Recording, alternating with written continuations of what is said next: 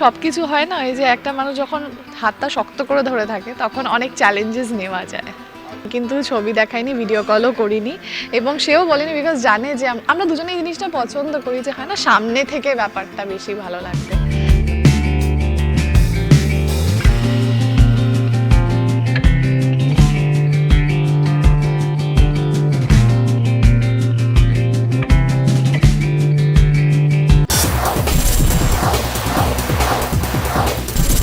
বহুদিন ধরে তাদের দুজনের একটা ইন্টারভিউয়ের জন্য বলে রেখেছিলাম, কিন্তু হয়নি। তার কারণ ভালোবাসার মানুষটা যিনি আমার সঙ্গে আজকে রয়েছেন তার বিশেষ দিনে, মানে আমরা রয়েছি, তার ভালোবাসার মানুষটা অনেকটা দূরে থাকেন। কিন্তু ভালোবাসায় দূরত্বটা ম্যাটার করে না যদি মনটা কাছাকাছি থাকে, এবং সেই মানুষটাই আমাদের সঙ্গে আজকে রয়েছে, সকলের প্রিয় তুবড়ি সোহিনী।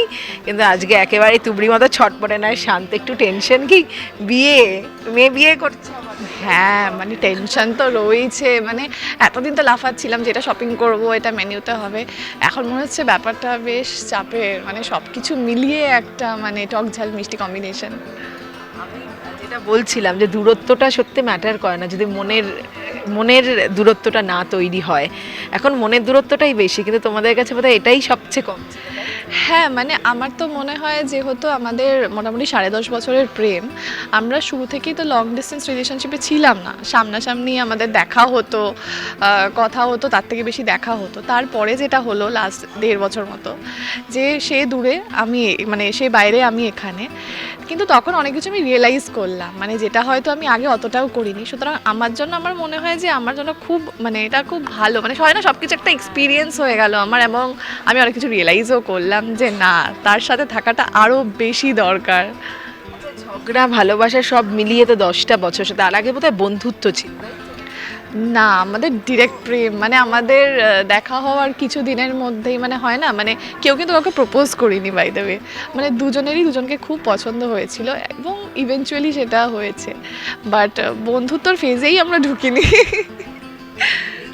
10 বছর সত্যি একটু মানে একটু তোমার থেকে টিপ যদি আমরা নিই, এই সময় ভালোবাসাকে বাঁচিয়ে রাখা, বন্ধুত্বকে বাঁচিয়ে রাখা খুব দরকার। আমার যেটা আমি বললাম এর আগে, যে আমরা বন্ধু ছিলাম না শুরুতে, আমরা শুরুতেই প্রেমে ঢুকে গেছি। বাট এখন যেটা হয়েছে সেটা হচ্ছে আমরা বন্ধু বেশি। মানে আমার মনে হয় সামহাউ, মানে যে লাইফ পার্টনার হবে তার সাথে বন্ধুত্বটা খুব দরকার, স্পেসটা খুব দরকার। মানে এটা নয় যে তুমি আমার সাথে আছো বলে মানে শুধু আমি তোমার জীবনে মানে সব সময় নিয়ে থাকবো, তাকে আমার মনে হয় তার মতো ছেড়ে দেওয়া উচিত।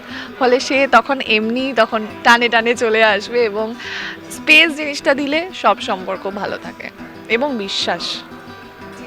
তো আজকে তো খুব হালকা সাজে অসাধারণ লাগছে সোহিনীকে। তিনি দেখেছেন নাকি একেবারে ওই মালা বদল?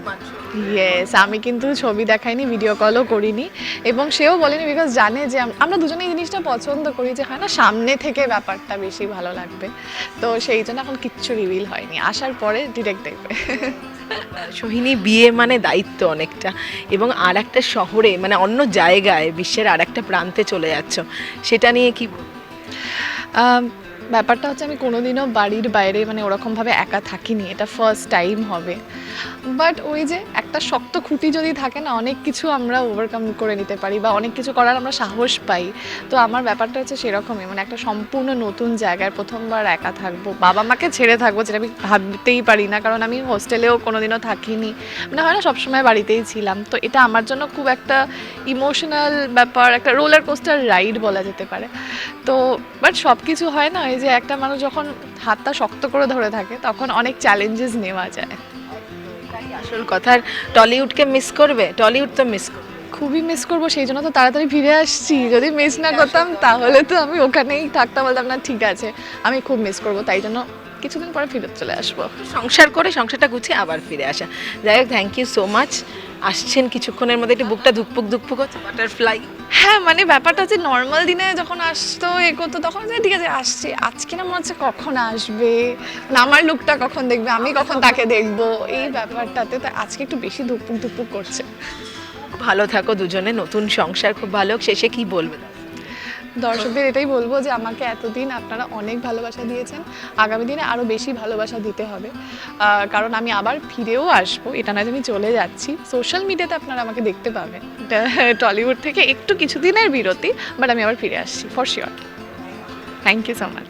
টলিউড ফোকাস কলকাতা চ্যানেলটি আপনাদের ভালো লাগলে লাইক করুন, সাবস্ক্রাইব করুন এবং আপনাদের প্রিয় ভিডিওটি অবশ্যই শেয়ার করুন।